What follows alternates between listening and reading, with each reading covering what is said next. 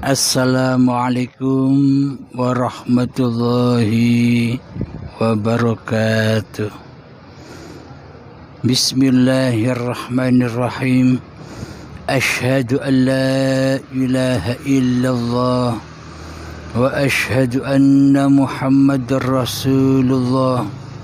Allahumma salli ala sayyidina Muhammad wa ala ali sayyidina Muhammad. Rabbi israh li sadri wa yassir li amri wahlul 'uqdatam min lisani yafqahu qawli. Amin. Bismillahirrahmanirrahim. Salam santunku, salam hormatku, salam sayangku untuk para sahabat-sahabat tercinta dimanapun Anda berada, baik yang ada di dalam dan yang ada di luar negeri. Semoga saya dan kita semua selalu ditunjuki oleh Allah ke dalam jalan yang lurus. Amin ya rabbal alamin. Bismillahirrahmanirrahim. Kali ini kita akan sedikit mengkaji antara hina dan mulia. Bismillahirrahmanirrahim. Kita kutipkan di dalam surat Al-A'raf ayat 179. A'udzu billahi minasy syaithanir rajim. Bismillahirrahmanirrahim. Walaqad dzara'na li jahannama katsiran minal jinni wal ins lahum qulubun la yafqahuna biha wa lahum a'yunun la yubsiruna biha ولهم آذان لا يسمعون بها أولئك كالأنعام بل هم أضل أولئك هم الغافلون, yang artinya, dan sesungguhnya kami jadikan untuk isi neraka jahanam kebanyakan dari bangsa jin dan manusia. Mereka mempunyai hati, tetapi tidak dipergunakannya untuk memahami ayat-ayat Allah. Dan mereka mempunyai mata, tetapi tidak dipergunakan untuk melihat tanda-tanda kekuasaan Allah. Dan mereka mempunyai telinga, tetapi tidak dipergunakan untuk mendengar ayat-ayat Allah. Mereka itu sebagai binatang ternak. Bahkan mereka lebih sesat lagi. Mereka itulah orang-orang yang lalai. Sadaqallahul azim. Alhamdulillahirabbil alamin. Dengan surat Al-A'raf ayat 179 ini kita dapat memahami baik secara syariat ataupun secara hakikatnya. Mari kita coba pahami secara syariatnya. Sesuai artinya, dan sesungguhnya kami jadikan untuk isi neraka jahanam kebanyakan jin dan manusia. Jadi penghuni neraka itu adalah jin dan manusia, serta yang menyesatkannya yakni iblis dan setan. Jadi nerakanya menurut babakan syariat nerakanya itu besok nerakanya. ketika badannya sudah mati.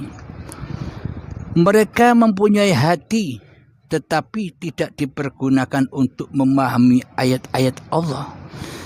Jadi selama ini menurut di dalam sudut pandang syariat, memahami ayat-ayat Allah itu ya baca Al-Quran dan memahami makna-maknanya, memahami arti-arti yang sesuai dengan apa yang tercantum di dalamnya. Belum memahami ayat yang mutasabbihat, belum memahami makna yang rahasia terrahasia. Jadi hanya memandang syariatnya saja, yakni apa yang sudah tercantum sesuai ayat yang berbunyi. Dan mereka mempunyai mata tetapi tidak dipergunakan untuk melihat tanda-tanda kekuasaan Allah. Jadi makna sudut pandang syariatnya, mata wajib dipergunakan untuk yang baik-baik saja, seperti mengaji, membaca Al-Quran, tadarus, menghafal Al-Quran. Mata dipergunakan tidak untuk melihat kemaksiatan-kemaksiatan. Itulah arti secara dohirnya. Karena bila dalam sudut pandang syariat, ya yang dipandang dohir-dohirnya. Dan mereka mempunyai telinga tetapi tidak dipergunakan untuk mendengarkan ayat-ayat Allah. Yakni telinga kita menurut sudut pandang syariatnya harus dipergunakan untuk mendengar pengajian, mendengar zikir-zikiran, mendengar istighosah, mendengar pengajian, mendengar bacaan Al-Quran, dan sebagainya. Ini menurut sudut pandang syariatnya. Mereka itu sebagai binatang ternak. Bahkan mereka lebih sesat lagi. Mereka itu adalah orang-orang yang lalai. Jadi pada intinya, bila di dalam sudut pandang syariat, bila kita tidak melaksanakan hukum-hukum syariat secara syariat, secara badaniah, secara aktivitasnya badan, maka bila tidak sesuai dengan syariat-syariat yang berlaku, maka kita disebut sebagai atau seperti binatang ternak, seperti sapi, domba, ayam, dan sebagainya. Bahkan kita dijuluki lebih sesat daripada binatang ternak itu. Pada intinya, derajat kita di sisi Allah lebih hina daripada binatang ternak. Jadi pada intinya, bila kita tidak sesuai laku aktivitas kita sehari-hari, tidak sesuai dengan syariat yang sudah berlaku, maka bila kita meninggalkan syariat-syariat yang berlaku, maka di dalam hukum syariat kita disebut lebih hina daripada binatang ternak, lebih rendah derajatnya daripada binatang ternak. Alhamdulillahirabbil alamin, syariatnya sudah kita kaji bersama. Sekarang kita mencoba mengkaji secara hakikatnya agar ketemu antara yang hina dan yang mulia di sisi Allah.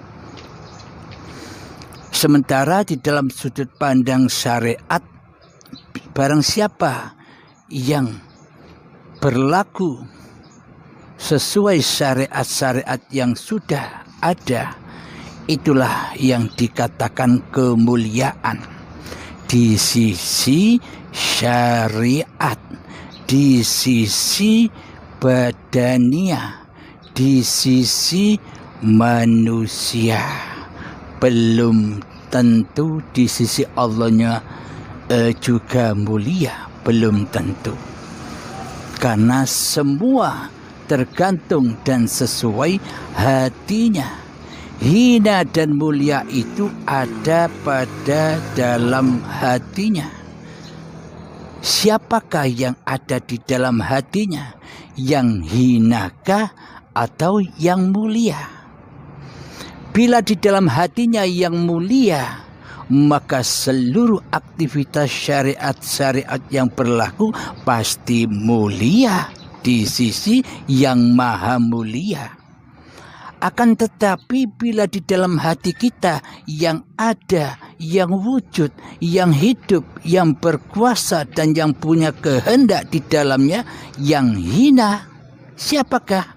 Manusianya yang hina, yang berkuasa, yang mentuhani atas seluruh syariat-syariat yang dilakukannya, maka seluruhnya sejak detik akil balik hingga setua ini semuanya terhina.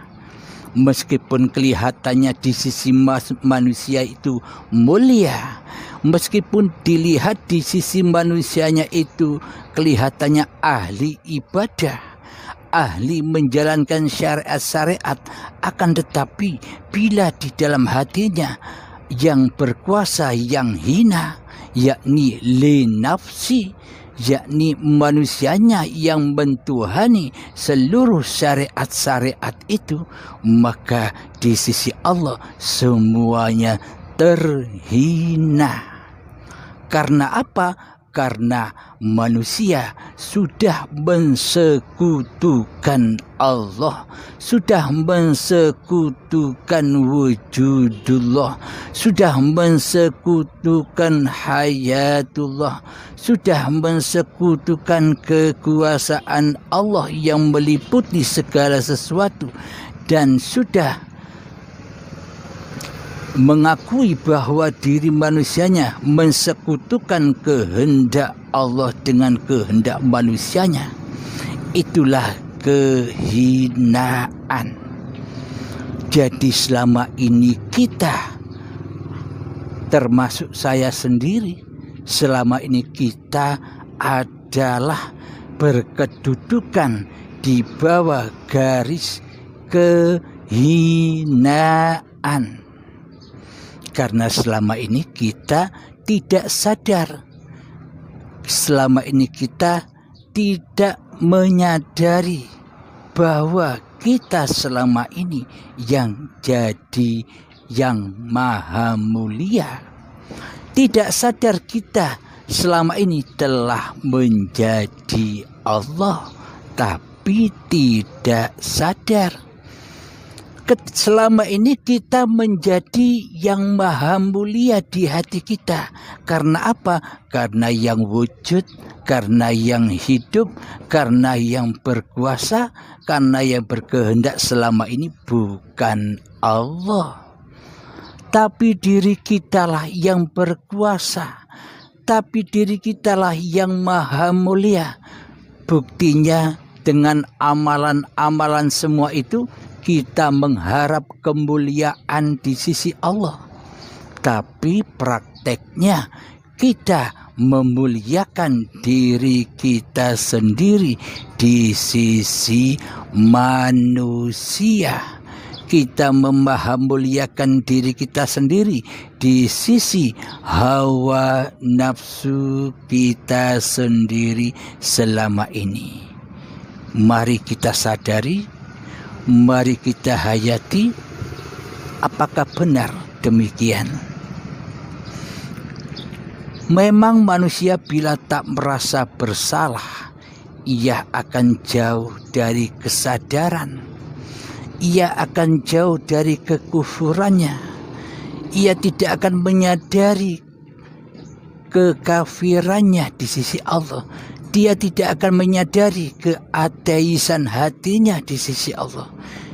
ia tidak akan menyadari bagaimana ia mempersekutukan Allah dengan dirinya di hatinya bila manusia tidak ditunjuki sebuah kesadaran oleh Allah Subhanahu wa Ta'ala.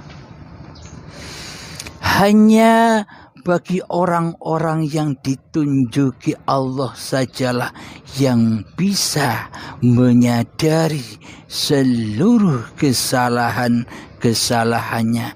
yang menyadari seluruh kezalimannya, yang menyadari seluruh kejahiliaan hatinya selama ini. Jadi memang sangat amat langkah orang-orang yang ditunjuki demikian oleh Tuhannya. Jadi ketika kita berhadapan dengan orang-orang yang memang belum memahami tentang babakan ilmu hati yang seperti ini, ilmu hakikat seperti ini, maka bila ada orang yang kita fahamkan tentang ini, orangnya tidak paham, ya kita jangan marah, kita jangan nesu, karena memang amat sangat langkah orang-orang yang ditunjuki seperti demikian. Karena memang sangat amat langkah manusia yang memahami bahwa dirinya sesungguhnya tidak ada, yang ada hanya Allah. Jadi memang sangat amat langkahnya kedudukan seperti ini. Karena jika manusia sudah duduk di makom yang seperti ini, bila dirinya sudah Adam yang nyata hanya Allah, maka sudah tidak ada pangkat lagi di sisi manusianya, sudah tidak ada makom lagi di sisi manusianya, tidak ada tingkatan-tingkatan lagi di sisi manusianya. Inilah hakikat baiat itu, yakni berakhirnya kedudukan manusia di dalam hatinya. Itulah makna hakikat sejatinya baiat, yakni mati. Meskipun Anda sudah berbaiat kemana-mana, tapi di dalam hati Anda masih nyata, masih wujud, masih hidup, masih berkuasa, masih berkehendak diri manusianya, itu hakikatnya belum berbaiat. Jadi hakikat sesungguhnya berbaiat itu ketika sudah putus kemanusiaan di hatinya, yang ada hanyalah Sang Pencipta diri manusia itu sendiri. Itulah yang dimaksud hakikat dari baiat itu sendiri, yakni roji'un. Itulah jalan husnul khotimah. Alhamdulillahirabbil alamin. Kita lanjutkan menerjemahkan secara hakikatnya, secara mutasabihatnya di dalam surat Al-A'raf ayat 179. Dan sesungguhnya kami jadikan untuk isi neraka jahanam kebanyakan dari jin dan manusia. Jadi adanya jin dan manusia itu kapan? Sekarang atau besok? Logikanya begini. Nabi Adam, para nabi-nabi, orang-orang zaman dahulu, nenek moyang kita, bahkan kakek nenek kita, sekarang ada apa tidak? Kalau mereka masih ada sekarang, ya tinggal di neraka jahanam. Akan tetapi bila manusianya sudah tidak ada lagi, sudah tidak berperan lagi di alam dunia ini, sudah selesai babakan neraka jahanamnya di sisi Allah. Karena hakikat neraka jahanam di sisi Allah ketika manusianya masih ngaku-ngaku diri manusianya lah yang wujud, diri manusianya lah yang hidup, diri manusianya lah yang berkuasa, diri manusianya lah yang punya kehendak. Itulah hakikat neraka jahanam itu. Siapa yang disiksa? Manusia dan jin. Jadi manusia dan hawa nafsunya. Hawa nafsunya itulah hakikat jin yang panas membara, yang mana disiksa, dibelenggu, diperbudak oleh babagan dunia daripada babagan ilahiyah.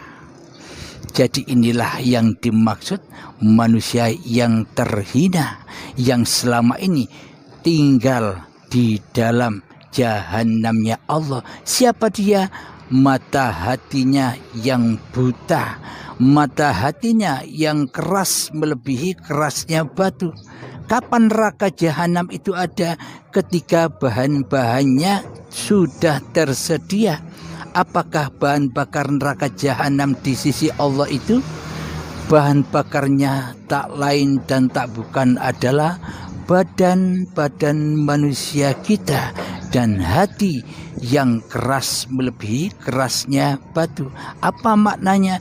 Ketika di dalam hati kita, kitalah yang menjadi maha mulia, kitalah yang selama ini menjadi Tuhan.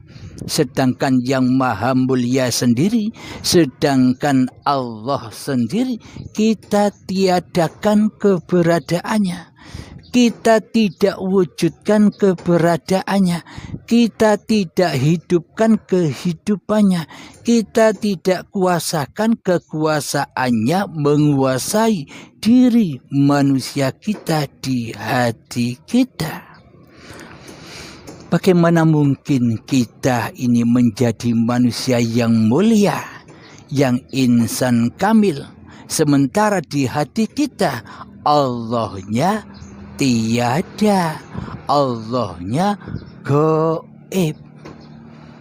Yang maha mulia digaibkan, yang maha hina diwujudkan.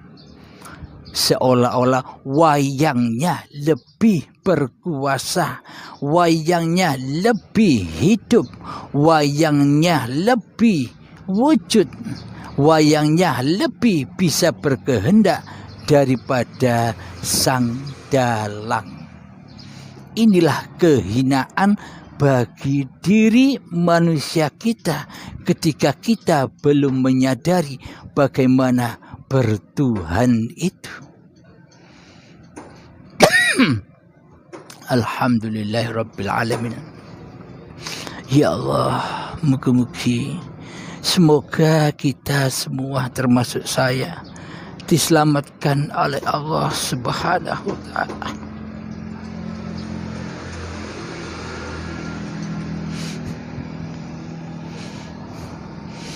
Semoga kita semua selalu ditunjuki ke dalam jalan yang lurus oleh Allah Subhanahu wa taala. Amin ya rabbal alamin. Rabbana atina fid dunya hasanah wa fil akhirati hasanah wa qina adzabannar. Wa sallallahu ala sayyidina Muhammad wa ala alihi wa sahbihi wasallam. Walhamdulillahi rabbil alamin. Al-Fatihah.